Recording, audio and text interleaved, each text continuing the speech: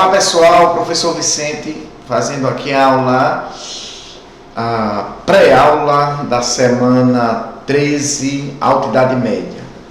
Quando falamos de Idade Média, nós temos que ter uma correspondência cronológica desse período. Por que essa preocupação?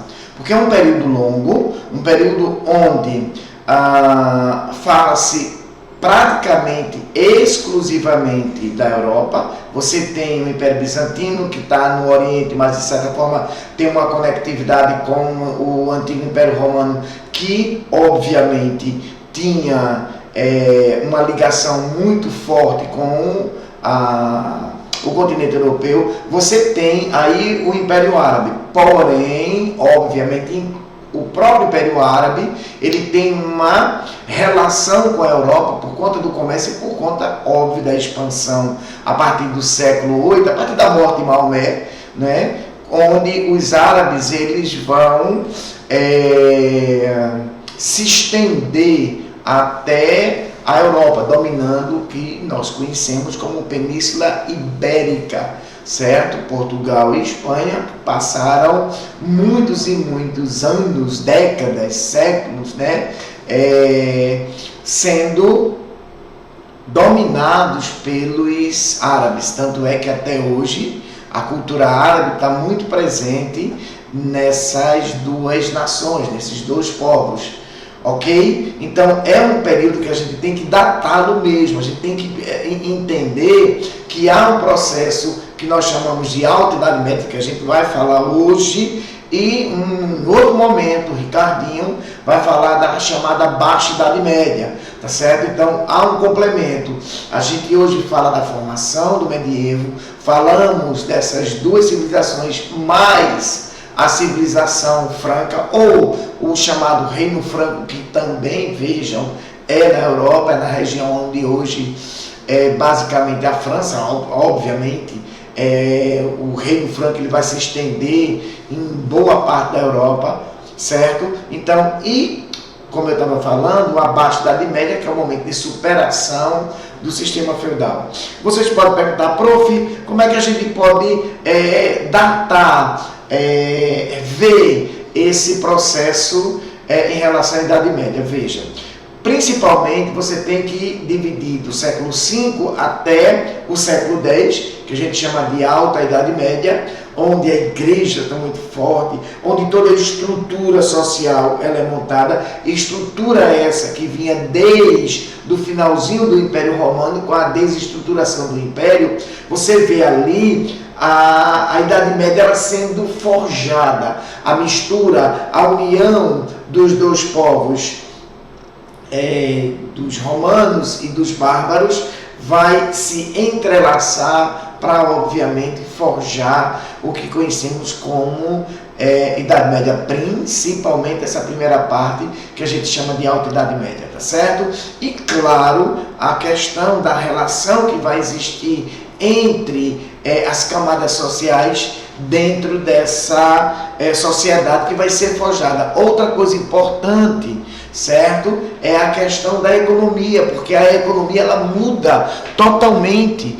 Por que ela muda? Porque ela vai se ruralizar. Até Roma existia um comércio muito forte na região europeia, existia um comércio com o Oriente muito forte, uma relação comercial muito intensa. Essa relação ela vai se esvaindo até praticamente na Europa Ocidental não existir praticamente comércio, onde na realidade os feudos vão ser autossuficientes com base na agricultura. Então todo esse processo de montagem vai até a metade da Idade Média. Do século XI em diante, aí sim, abaixo da Idade Média, vem um momento de superação, beleza? Um momento de superação do medievo, transformação de novo na Europa, e aí a gente tem, né, o caminhar para a Idade Moderna, tá? Vamos imaginar o seguinte, como era a política na Idade Média? Existia a descentralização. O que é isso? Descentralizar é não ter uma pessoa ou um governo. Na realidade, existia dentro de uma região vários feudos, Cada feudo tinha um senhor feudal, por isso que a gente chama de descentralização política. Inexistência de Estado, claro. Perceba que lá para o século XIV, XV, vão ser formados os famosos Estados Nacionais, certo? Ao longo do século XVII, também com a França e a Inglaterra também sendo forjados. Os primeiros Estados Nacionais, Portugal e Espanha, certo? Claro que esses feudos, eles vão ter o poder, é o poder dos nobres, dos senhores feudais, a gente chama isso de poder local, né? Como está colocado aqui, veja, descentralização política, inexistência de Estado e a questão do poder local dos nobres, isso é muito importante. Os senhores eram ligados em uma relação, a gente vai chamar isso de comitatus, certo? Isso veio, de certa forma, da relação que os romanos vão ter com os bárbaros, essa relação de interdependência entre os nobres. Outra coisa importantíssima é a relação de dependência dos nobres em relação aos servos, que era uma outra camada social, tá certo? Que óbvio que vai ser explorada, que vai ser... E a igreja tem um papel muito importante nessa exploração, porque a igreja coloca que era Deus que queria isso, ok? Essa questão do comitatus é o entrelaçamento entre o vassalo, que era aquele que era nobre menor, ou um nobre que não tinha terra, tá certo? E o sucerano, que era um nobre mais poderoso, que geralmente usa a questão da terra, tá certo? Para se correlacionar com os nobres menores. Tinha rei, até tinha um ou outro rei, certo? Mas era um outro senhor feudal. Ele tinha muitas vezes a relação da realeza, certo? Existia uma família mais forte, uma família politicamente que ficava mais em evidência, mas muitas vezes existia um senhor feudal que tinha um exército maior, um exército mais poderoso. Naquela época, a espada, o poder do exército valia muito, certo? Então, por isso que essa relação, né, entre os reis, entre o guerreiro, entre o sucerano e o vassalo, elas eram tão fortes. Existe aí, e isso é uma coisa que a gente realmente tem que olhar direitinho, era a igreja em relação às 3 ordens, né? Lembre-se que a sociedade era dividida em estamentos, em ordens. Existia o clero, que o domínio da igreja era tão forte durante a Idade Média, que a ordem principal vai ser o clero, certo? Porque o clero determinava o que era certo e o que era errado na sociedade, porque o clero vai definir, né, as regras sociais, ok? Vai se meter na política, vai se meter na economia. Então, o clero era muito poderoso e o medo do inferno era muito grande naquela época, ok? A segunda camada vão ser os nobres, certo? E os de baixo, a camada abaixo, vinham servos. Veja, os que oravam por todos, privilegiados por Deus, oravam por todos, por isso que a gente chama de oratore. Os que defendiam todos, belatore, né? E os que trabalhavam por todos, laboratores. Veja, laborar, né? O termo laborar, de trabalho. A gente tem aqueles que oram, aqueles que defendem, aqueles que trabalham. Como isso vai ser definido? Por Deus. Então a igreja tinha um papel tão determinante nessa sociedade, que determinava também o local, o perfil social de cada um, ok? Segundo a vontade divina. A economia, ela era autossuficiente. Prof, existia vendas, existia dentro do feudo uma pequena feira, às vezes uma troca natural, mas isso não era tão comum. Na realidade, o feudo era autossuficiente. As feiras, elas só começam a surgir de forma mais constante, como a gente vê a foto aqui, tão organizadinha, né? Até parece que era assim, né? Na realidade era sujo, lamacento, tá certo? Mas de qualquer forma, essas feiras, elas vão surgir lá para o século X, século XI, principalmente depois do século XI, por conta da questão da burguesia. E a sociedade, minha gente, ela era definida pelo nascimento. Se você nascesse servo, você ia ser servo, seu filho era servo, seu neto era servo, seu bisneto era servo. Entenderam? Não havia, ou praticamente não havia, mobilidade social. A sociedade era baseada no nascimento. Prof, quando é que isso vai acabar? Só com a Revolução Francesa, em 1789, praticamente no fim do século XVIII. Ok? Então preste atenção. Economia fechada, autossuficiente. As feiras, como nós estamos vendo aqui, só vão surgir mais lá adiante, tá certo? Existia uma pequena troca natural, ou quando um senhor ia casar uma filha, que comprava um tecido mais elaborado para fazer o vestido e tal, mas era coisa, né, esporádica, não era uma coisa muito constante, ok? Dentre os reinos, dentre os bárbaros que vão invadir a Europa no final do Império Romano, esse império que cai em 476, mas que já vinha em crise praticamente desde o final do século III, começo do século IV, tá certo? Foram praticamente 200 anos de crise. Então a gente percebe o seguinte: vários bárbaros fizeram reinos na Europa, alamanos, godos, visigodos, ostrogodos, vândalos, saxões, teutônicos. Não é o local que eles vão se estabelecer, cuidado, tá certo? São os reinos que eles vão criar. O único reino duradouro, longevinho, vai ser o Reino Franco. Prof, por que o Reino Franco? Muita gente coloca, e aqui vai um segredo, que não vai ser mais segredo, porque obviamente vocês vão ver, vão ouvir.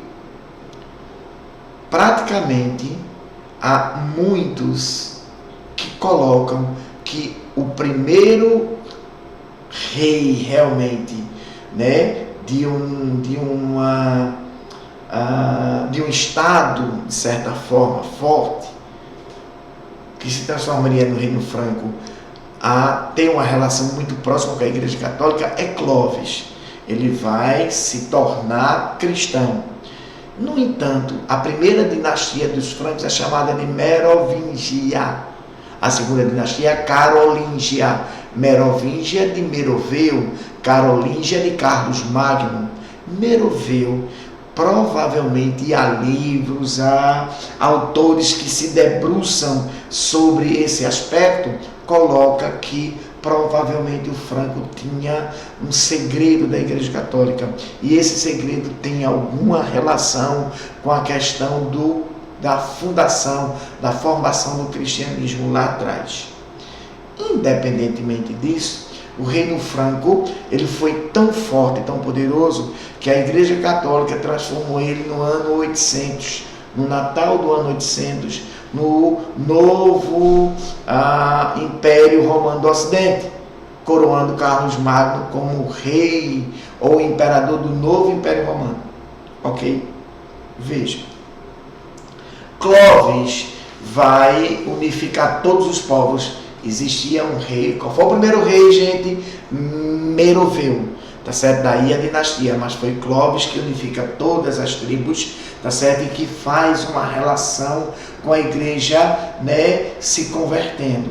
Após a morte de Clovis, os reis seguintes, eles não foram bons reis, eles são chamados de reis indolentes, tá certo? Eram reis que na realidade não governavam. Eles passaram, né, o poder de governo, de tocar o Estado, para os chamados mordomos do paço, que eram feitos primeiros-ministros, tá certo? Esses mordomos do paço, eles ganharam um poder muito forte, e um deles, né, chamado Carlos Martel, certo? Vai terminar sendo importantíssimo, porque pela Batalha de Poitiers, que vai impedir a entrada dos muçulmanos, dos árabes, na Europa Ocidental. Os muçulmanos que estavam ali na Espanha, eles tentaram ir para o Reino Franco, tentaram,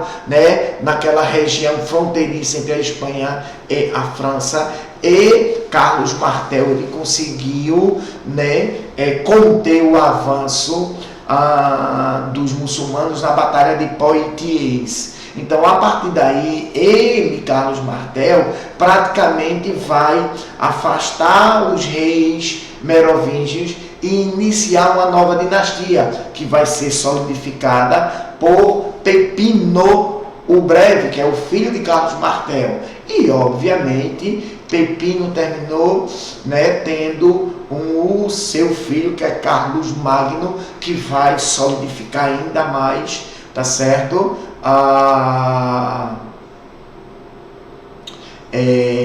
Vai solidificar ainda mais o poder da dinastia dos carolíngios, tá certo? É importante ressaltar que a dinastia, vou voltar só a tela anterior, é bom lembrar que Carlos Magno ele foi importantíssimo, porque ele faz uma transformação na Europa, ele protege a cultura do Ocidente, tá certo? Ele vai ser o rei mais importante do Reino Franco. Só que o Reino Franco, ele termina se esfacelando, porque Carlos Magno, ele vai dividir, tá certo, o Reino Franco em 300 partes. Essas 300 partes, quando Carlos Magno divide, para ter, na realidade, a nobreza ao seu lado, ele vai doar ou vai criar cargos de nobres, ou ele estava iniciando o processo de transformação, de feudalização, de divisão da Europa entre os nobres. Esses nobres vão ser os condes, os duques e os marqueses. A partir daí, obviamente, aos poucos, o Reino Franco vai se esfacelando. Beleza? Outro momento importantíssimo vai ser o momento onde o Império Romano, ainda, né, em crise, mas ainda existente na Europa, ele vai ser dividido por Teodósio em 395. Vocês estão vendo essa divisãozinha aqui, essa divisão, né, que aqui é o que fala em relação à divisão do Império Romano da parte oriental, com sede na cidade de Constantinopla, que hoje é a cidade de Istambul, e obviamente a parte ocidental do Império Romano com sede em Roma, certo? Lembrando que essa divisão do Império foi feita por Teodósio. Por que Teodósio vai fazer essa divisão? Porque ele estava vendo que a parte ocidental não tinha mais como proteger, e a parte oriental ela ainda estava mais forte, tanto é que só vai cair em 1453. Beleza, amores? Lembrando que essa parte oriental vai se chamar de Império Bizantino. Prove por que Império Bizantino? Porque o antigo nome de Constantinopla vai ser Bizâncio. E aí vem da antiga cidade, antes da transformação do nome feita pelo imperador Constantino, imperador romano, que vai criar uma segunda capital, dando o primeiro nome de cidade de Constantino e depois simplesmente Constantinopla. Tá certo? Não se esqueçam, hoje é uma das principais cidades da Turquia, que é um mundo pulsante, diferente, porque é uma mistura, não é, dos dois mundos, do mundo ocidental e do mundo oriental. Beleza? Por quê? Porque tem o mundo muçulmano e tem o mundo cristão. Ok, pessoal? O Império Bizantino ele se fortalece, durante muito tempo consegue inclusive reconquistar uma parte do Império Romano, cria uma religião muito forte. Aos poucos eles vão conseguir se separar não é, do jugo da Igreja Católica Romana, certo? Vai fazer uma divisão dessa igreja, o cisma, né, do Ocidente, onde esse cisma ele termina fazendo com que surjam duas igrejas distintas, duas igrejas separadas, a Igreja Católica Apostólica Romana e a Igreja Católica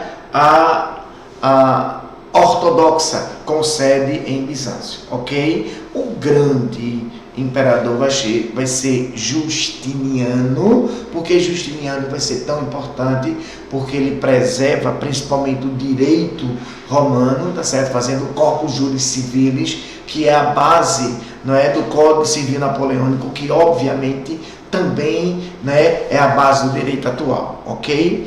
Lembrando que a queda de Constantinopla, certo, tomada pelos turcos otomanos, significa também o fim da Idade Média, tá certo? E o começo da Idade Moderna. Justiniano, ele criou uma cultura única. A Igreja de Santa Sofia é uma das mais perfeitas tradições do que a gente pode chamar de igreja católica ortodoxa. É uma das mais belas igrejas da cristandade. Hoje em dia não é mais uma igreja cristã, ela também vai ser transformada em uma mesquita, tanto é que elas vão ter os minaretes. Se você olhar a igreja bizantina, diga-se de passagem, é lindíssima, você vai ver os minaretes, tá certo? Porque ela também foi transformada numa mesquita. Hoje é um museu, tá certo? Obviamente, que contempla, de certa forma,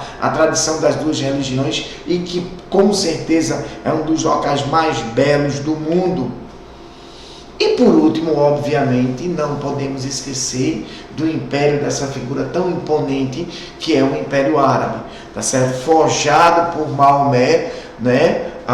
No século 6 e 7, certo? Mas principalmente por conta da sua expansão. Essa segunda imagem que nós vemos aqui é algo magnífico, tá certo? Isso se chama a Kaaba, é um dos locais mais sagrados para o muçulmano. Ele fica, né, na Arábia Saudita. Na época ficava na Península Arábica, certo?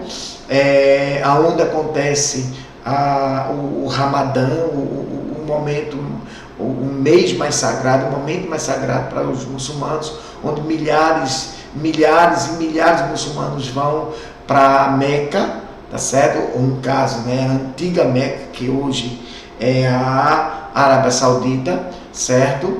E vão fazer suas orações. E essa pedra, ela tem uma correlação muito forte com a questão da salvação da alma dos muçulmanos. Ele tem que tocar, né, a Kaaba para que os pecados dele, né, permaneçam aí dentro. Existe todo um contexto histórico que fala da pedra negra que está ali absorvendo o pecado até hoje dos muçulmanos, né, entregue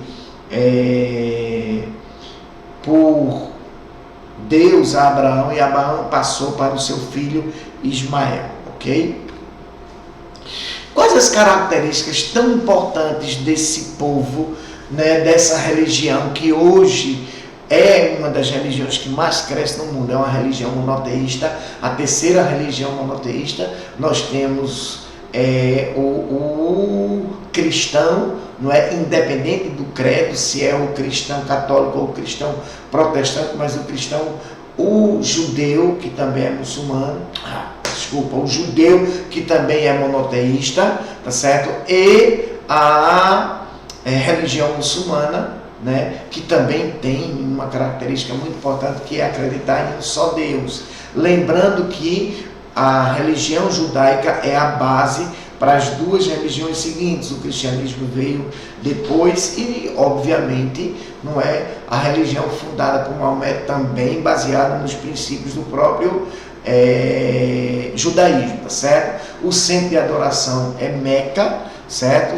Fica hoje na Arábia Saudita, na antiga, né, Península Arábica. Hoje são milhões e milhões e milhões de seguidores. É a religião, como eu disse a vocês, que mais cresce no mundo. E essa imagem que vocês estão vendo aqui, a imagem dos muçulmanos curvados, é a submissão a Allah, que é o significado do Islã.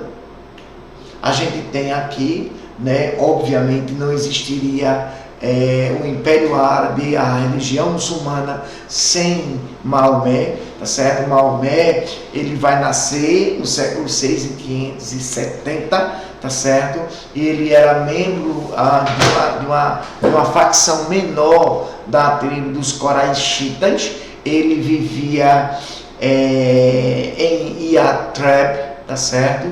E aí, quando os pais morrem, né? Primeiro morre o pai, depois morre a mãe, e ele fica órfão muito cedo e ele vai para Meca. Quando chega em Meca, ele é criado por um tio, dentro dos princípios, obviamente, dos princípios coraixitas, que era a tribo que dominava a cidade de Meca. Aos 25 anos, basicamente, não é? Ele vai casar com Khadija, que era uma viúva muito rica e que, de certa forma, que era um condutor de camelos. A Khadija, ou Hadidja, ela tinha uma frota de camelos, era uma mulher riquíssima, tá certo? Então ela praticamente vai dar condições de Maomé estudar. Ele vai se debruçar sobre as duas religiões monoteístas para criar os princípios da sua própria religião. Tá certo?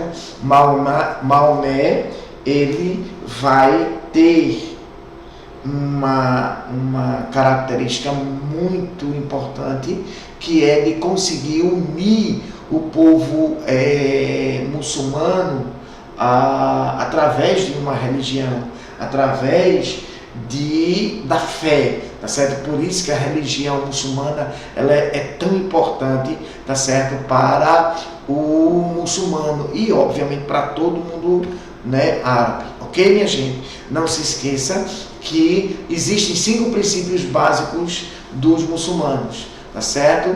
Que crer em Allah ser o único Deus e em Maomé ser o único profeta, fazer 5 orações diárias,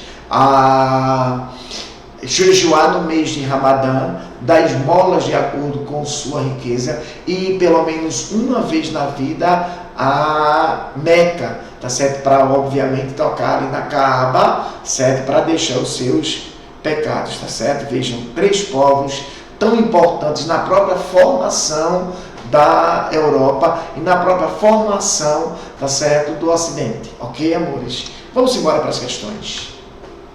Aqui a gente tem uma imagem, né, Cavaleiro da Távola Redonda na lenda arturiana, invocando a Deus e o mensageiro. Esta imagem integra o manuscrito de uma das mais notáveis obras da cultura medieval. A alternativa que melhor caracteriza o documento é fábula que anuncia o ideal eclesiástico, mescla a aventura cavalheiresca, o amor romântico e as inspirações religiosas que simbolizaram o espírito das cruzadas. Veja, na realidade, tá certo? Fala da questão do cavaleiro, tá certo? Fala da questão da formação, né, da ideia do cavaleiro, que está correlacionado à cristandade, à religião cristã, mas não a questão das cruzadas, tá certo? E não a questão do amor romântico. Poema inacabado que narra a viagem e a formação de um cavaleiro e a busca do cálice sagrado. Sua composição mistura elementos pagãos e cristãos. Parece que está, né, encaixadinho, mas vamos ver as outras. Letra C. Cordel muito popular, elaborado na bases épicas celtas e lendas bretãs, divulgado para a conversão de fiéis durante a expansão do cristianismo pelo Oriente. Veja, a questão do cordel é algo, né, que está ligado à cultura nordestina, certo? Letra D. Peça teatral que serviu para fortalecer o espírito nacionalista da Inglaterra. Falso, completamente falso, né? Unido à figura de um governante invencível a um símbolo cristão. Falso. Letra E. Romance que condensa vários textos empregado pela igreja para encorajar a aristocracia a assumir uma função idealizada na luta contra os inimigos de Deus. Isso, de novo, leva a gente à questão cruzadista, tá certo? A letra B, ela se encaixa melhor no contexto da narrativa. Segundo, assinale com V verdadeiro e F falso as afirmações abaixo a respeito da história do cristianismo entre os séculos 4 e 15. Veja, é um pouquinho antes, tá certo, do medievo e até o final do medievo, ok? Vamos lá. O predomínio da igreja cristã no Ocidente ocorre a partir da convenção do imperador Constantino em 312 e da imediata proibição imposta a outras religiões consideradas pagãs. Constantino, na realidade, ele vai se converter, converter ao cristianismo, né? Porém, lá no finalzinho da vida, nos últimos suspiros. E isso ainda dentro do Império Romano. O predomínio da igreja vai ser a partir do século V, a partir do momento que não existe mais a estrutura do Império Romano. A estrutura que fica é exatamente a estrutura cristã, a estrutura católica, que vai, aí sim, tá certo? Dentro do contexto da Idade Média, prevalecer. Essa primeira é falsa. A difusão ideológica do cristianismo ocorreu também graças à obra dos chamados pais da igreja, como o africano Agostinho, bispo de Hipona e autor da Cidade de Deus. A questão da igreja, principalmente do que a gente chama de baixa Idade Média, a gente tem, da Alta Idade Média, que é o momento de formação, certo? A gente tem sim a questão do cristianismo, né, baseado nas obras agostinianas. Verdadeiro esse. Terceiro, a gradual intervenção no estabelecimento de normas a respeito do matrimônio e do modelo familiar contribui para o processo de controle social por parte da igreja. Lembra que eu falei no início que a igreja católica ela vai controlar praticamente tudo, desde a questão da sociedade, o que era certo, o que era errado, pecado, não pecado, a questão da economia, a questão da política vai ter a intervenção, né, católica, certo? Então, obviamente, também está certo. O último, a Ordem de Cristo, criada em Portugal no século XIV, foi uma ordem de caráter religioso militar instituída como a prevenção contra a expansão territorial francesa, realizada pelos cavaleiros templários em nome de Filipe IV. Esse Filipe IV mandou matar todos os templários. A Ordem de Cristo, na realidade, ela vai ser criada lá atrás, tá certo? Que era para tentar, né, reaver Jerusalém, que estava tomada pelos infiéis, tá certo? Muçulmanos, né? Ideia que vai prevalecer em relação às cruzadas. A sequência correta do preenchimento dos parênteses de cima para baixo é falso, verdadeiro, verdadeiro, falso, letra D, ok, amores? Terceiro, leia o trecho abaixo, retirado de uma carta escrita entre 830 e 840 pelo aristocrata franco Eginhard, em favor de Camponês. Ao nosso muito querido amigo, o glorioso Conde Raton, Eginhard, saudações eternas do Senhor. Um dos vossos servos, de nome Muno, veio à igreja dos santos mártires Marcelino de Pedro pedir mercê pela falta que cometeu contraindo casamento sem o vosso consentimento. Vimos, pois, solicitar a vossa bondade para que em nosso favor useis de indulgências em relação a este homem. Se julgueis que a sua falta pode ser perdoada, desejo-lhes boa saúde com a graça do Senhor. Cartas, Ricardo, tradução de Ricardo, parará. Pedir mercê é pedir intercessão, tá certo? Mercê, pedir perdão ou intercessão do nobre, né? No extrato acima, encontramos elementos da vida social e econômica do período medieval europeu, da Idade Média. Esse documento insere-se em qual sistema social, político e econômico predominante nesse contexto? Feudalismo, caracterizado pela ruralização da economia, pela relação senhorial entre nobres e servos e pela atuação social e política da Igreja Católica, caixadinho, tá? Mercantilismo, falso. Socialismo, falso, né? Mercantilismo caracterizado pela urbanização da economia, falso, porque vai existir exatamente a questão da ruralização. E letra E, feudalismo caracterizado pela urbanização, falso. A urbanização da economia, ela só vai existir lá, né, para o momento das grandes navegações, apesar das mudanças que vai existir, né, na Idade Média, mas aí já é na Baixa Idade Média, não na Alta, ok? Na Alta é a ruralização. Na Baixa, lá para o século 13, 14, é que começa de novo, né, o advento das cidades e do comércio, né, ser readquirido pela Europa. E isso descamba no século XV com as grandes navegações. Ok, queridos? Letra A de amor.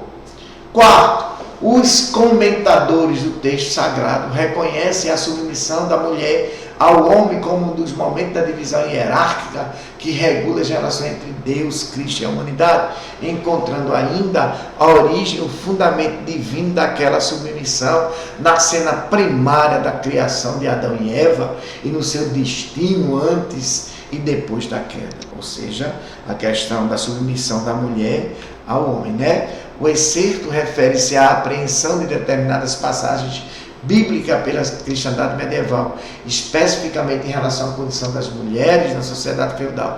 A esse respeito, é correto afirmar, letra A, as mulheres originárias da nobreza podiam ingressar nos conventos e ministrar os sacramentos? Não, de forma nenhuma, né? Se a gente olhar direitinho, até hoje, os sacramentos religiosos não são feitos pelas mulheres, apesar da importância hoje que tem as ordens religiosas femininas, beleza? Letra B, a culpabilização das mulheres pela expulsão do paraíso terrestre servia de justificativa para a sua subordinação social ao homem. Que pena, né, Igreja Católica? Letra C, as mulheres medievais eram impedidas do exercício das atividades políticas, ao contrário do que aconteceu no mundo greco-romano. No mundo greco-romano, é que essa mulher também não tinha espaço, tá certo? Então, veja, o mundo grego, principalmente em Atenas, né, o berço da democracia, no mundo romano continua do mesmo jeito, apesar de, obviamente, a gente ter algumas mulheres fortes.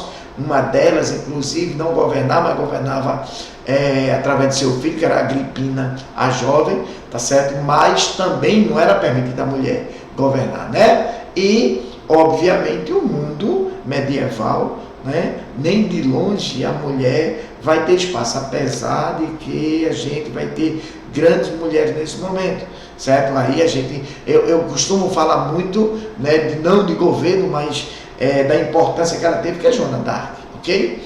Letra D, as mulheres medievais eram iletradas e tinham acesso à cultura e às artes proibido, devido à sua condição social e natural. Não, ali no caso, a gente está falando da questão da submissão ao homem, não a questão cultural, ok? Letra E, a submissão das mulheres medievais aos homens esteve desvinculada da normação acerca da sexualidade. Não, porque na realidade essa condição era uma relação da igreja, ok?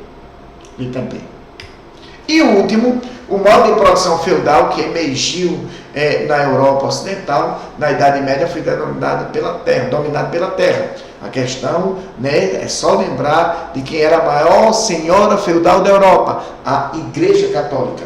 A propriedade agrária era controlada por uma classe de senhores feudais, a quem os camponeses prestavam serviço e faziam pagamento em espécie. Muitas vezes essa espécie que está colocando aqui era a questão do produto, tá certo, que eles produziam, tá certo? Não era a questão de moeda, é a questão de papel moeda, que obviamente não existia, mas de moedas também, ok? Eles pagavam muito mais em forma de produtos, o que eles produziam era repassado para os senhores. O ECETAM contém informações históricas essenciais sobre o feudalismo, tais como, letra A, as produções artísticas e os fundamentos culturais, não, né? A letra B, as bases econômicas e as relações sociais. As bases econômicas, vou repetir, lembrando que essa parte aí, em relação à espécime, era o que era produzido. Um comércio que ainda existia somente na Alta Idade Média era a parte de trocas naturais, ok? Letra C, as guerras de dominação e a formação dos reinos bárbaros, isso não tem nada a ver com servo, as crenças religiosas, o poder eclesiástico, tem a ver com servo, mas não das relações formais entre os senhores e os servos. As atividades comerciais não, porque não existia praticamente atividades comerciais. Letra B, meus amores, beijo grande para vocês, boa semana de estudos, tá certo? E a gente se encontra no Pátrio na aula presencial da próxima semana, beleza? Beijo grande.